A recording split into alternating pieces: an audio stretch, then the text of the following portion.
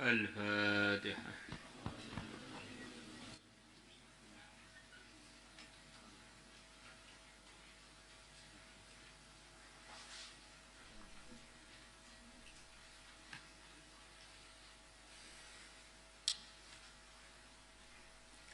بسم الله الرحمن الرحيم. وعن أبي موسى رضي الله عنه annahu bahwasanya Abu Musa sami'a beliau telah mendengar Rasulullah sallallahu alaihi wasallam sami'an Nabi sallallahu alaihi wasallam yaqul la tu'minu sekali-kali kalian tidak beriman hatta tarahamu sehingga kalian saling sayang menyayangi.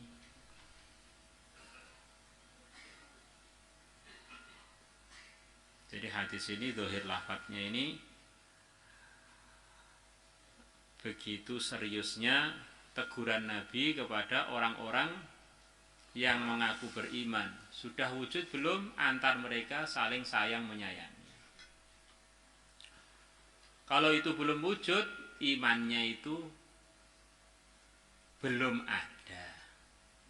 Tentu saja teguran itu tidak selalu artinya ala hakikatihi. Maka sebagian ulama mengartikan ini dengan hati-hati, maksudnya tidak sempurna iman kalian sehingga wujud antar kalian orang-orang beriman saling sayang menyayangi.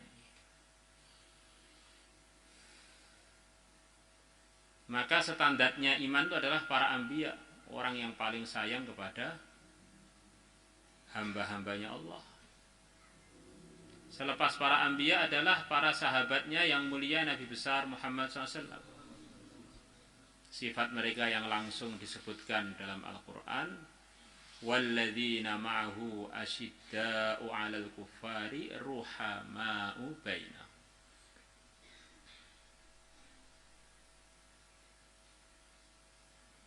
Dan orang-orang yang bersama Nabi Muhammad asyidda 'alal kuffar, orang-orang yang tegas kepada orang-orang yang belum beriman. Ruhama'u bainahum, saling menyayangi antar mereka. Maka ada sahabat tanya, ya Rasulullah, saya ini sayang dengan teman saya. Maka Nabi bersabda, maksudnya bukan sayang untuk segelintir orang, tapi yang saya maksud adalah sayang secara umum. Di asasnya dengan orang-orang beriman adalah menyayangi.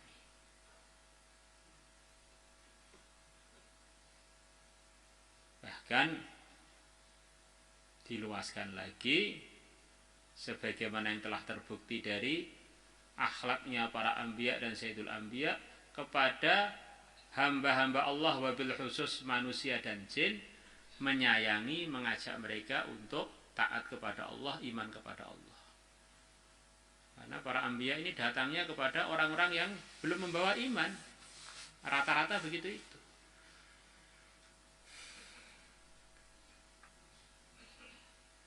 Karena kalau kita lihat dari segi keluarga sebagai manusia, semua manusia ini adalah keluarga kita, ada hubungan darah dan daging dengan kita. Di samping mereka-mereka ini adalah hamba Allah yang paling mulia. Qalu, para sahabat mengatakan, ya Rasulullah sallallahu alaihi wasallam, kulluna, semua dari kita, rahimun, adalah penyayang. Qal, Nabi bersabda,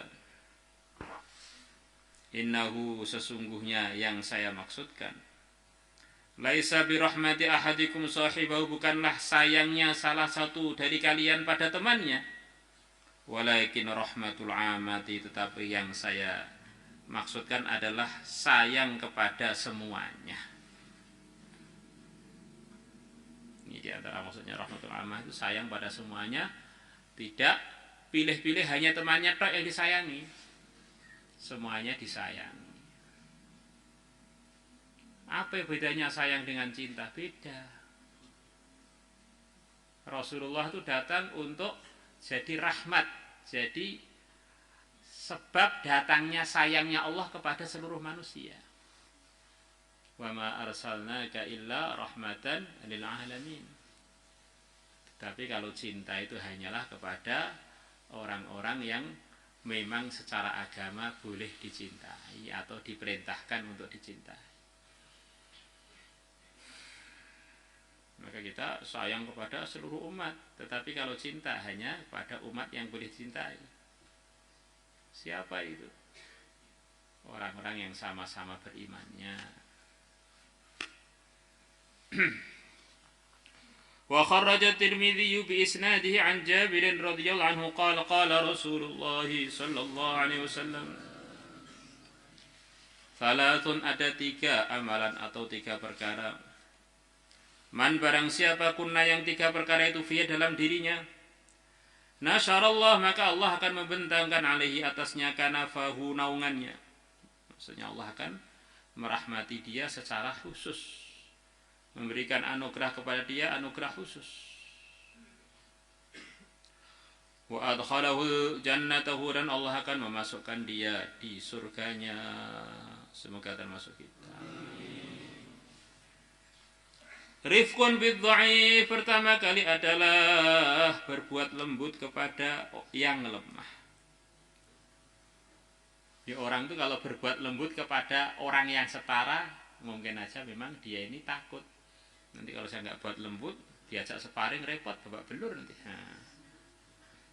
Apalagi kalau lembutnya dengan orang yang di atasnya, ini malah diragukan lagi. Jangan-jangan karena takut. Kalau saya ditonjok 1 kali guling, saya lebih baik saya tak lembut-lembut aja dengan ini. Jadi kalau lembutnya dengan orang yang lemah, memang orang ini istimewa. Orang ini memang orang baik. Dia bisa nginjak yang lemah itu, bisa nindas yang lemah itu, tapi dia yang tampak adalah mutiara dari dia. Maka kalau orang itu lembut-lembut dengan kita, kekarnya sama, godotnya sama, biasa. Tapi kalau orang itu lebih kotor dengan kita, andaikan kita ini diselentik langsung terbang. Kok lembut? Wah, orang ini akhlaknya mulia.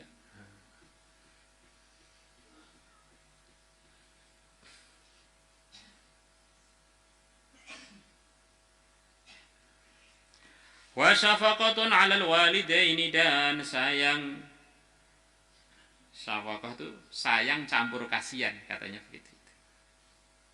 Di antara artinya syafaqah.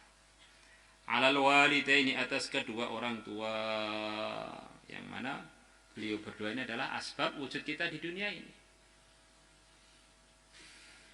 Begitu besarnya haknya orang tua, walaupun dia ini punya pelanggaran besar, tidak ada pelanggaran yang lebih besar melebihi menyekutukan Allah, tetap Allah merintahkan pada orang tua yang musyrik, wa sahibhuma fid dunya ma'ruf.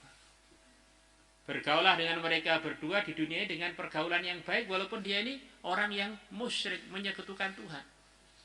Yang dosanya musyrik itu ya melebihi dosanya membunuh, merampok, maksiat-maksiat yang lain-lain selain syirik itu di bawahnya.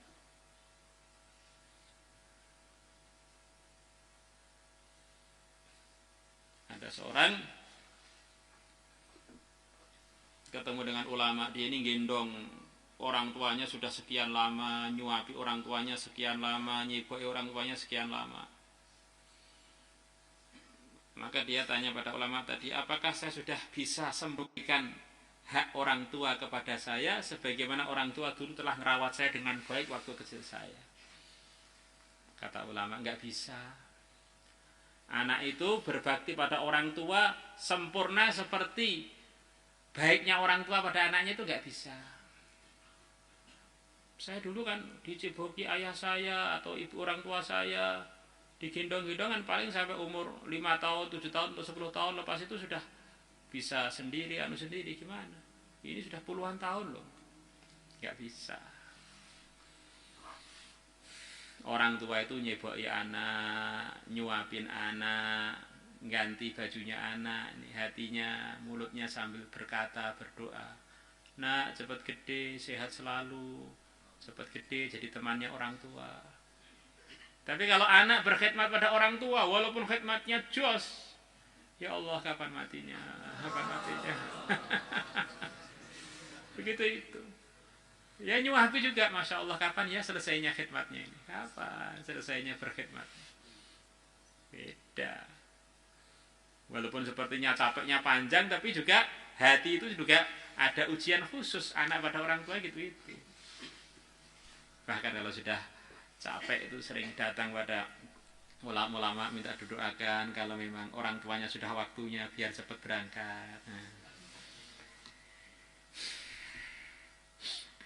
Wa ihsanun, dan berbuat baik ilal mamluki, kepada hamba yang dimiliki, kepada budak, kepada orang bawahan.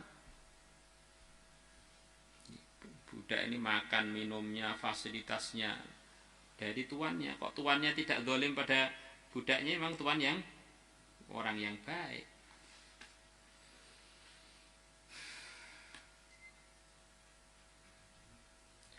وعن عمرو بن حريث رضي الله عنهما أن النبي صلى الله عليه وسلم قال ما خفقت عن خادمك من عمله.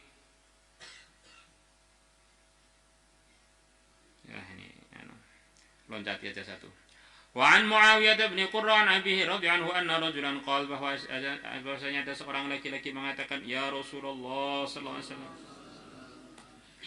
ini sesungguhnya aku la arhamu syata an adbahaha, sungguh aku kasihan pada seekor kambing untuk aku menyembelihnya. Saya ini kalau menyembelih kambing itu kok sayang tuh kasihan.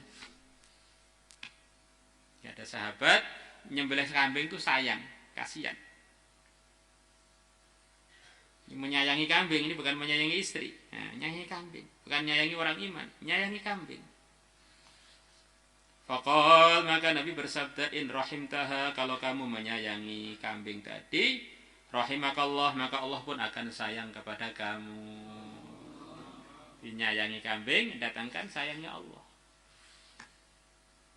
Maka kita ini di sekeliling kita ada manusia. Kadang-kadang kita ini berbuat baik pada manusia. Di antara sebabnya takut kalau kita nggak berbuat baik, mereka ngelawan. Tetapi kalau kucing, kambing, ayam, burung-burung, kadang-kadang kita nggak kepikiran. Burung tengah-tengah tidur nyenyak, tiba-tiba pohonnya kita goyang-goyang, akhirnya nggak tahu jantungnya burung itu kaget semua mungkin. Nah, ngagetkan burung, ngagetkan hambanya Allah ini. Nah, ngagetkan miliknya Allah.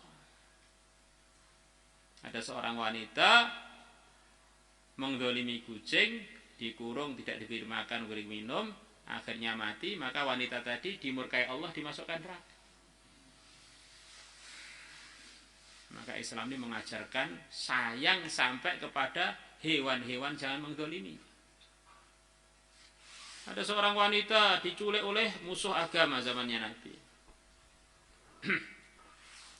Maka akhirnya wanita tadi bisa lepas dari cengkeramannya musuh.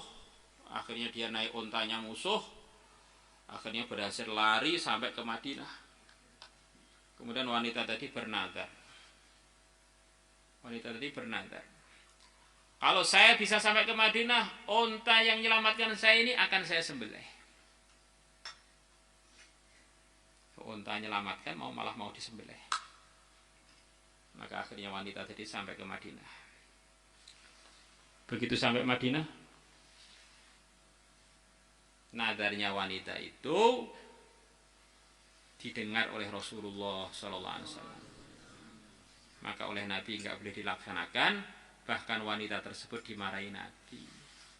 Kamu itu nggak punya akhlak, dia telah jadi asbab selamatnya kamu dari musuh, malah mau kamu sembelih. Jadi orang itu juga bagaimana dengan hewan itu ada balas jasa. Hewan itu nggak ngapa-ngapain kalau kita tendang, nggak ngapa-ngapain kita lempar batu, kadang-kadang usil. Oh, ini resikonya besar di depan Allah.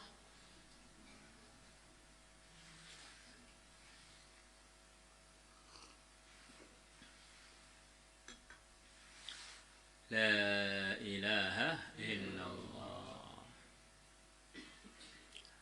Insyaallah kita semuanya niat untuk usaha meningkatkan sifat sayangnya.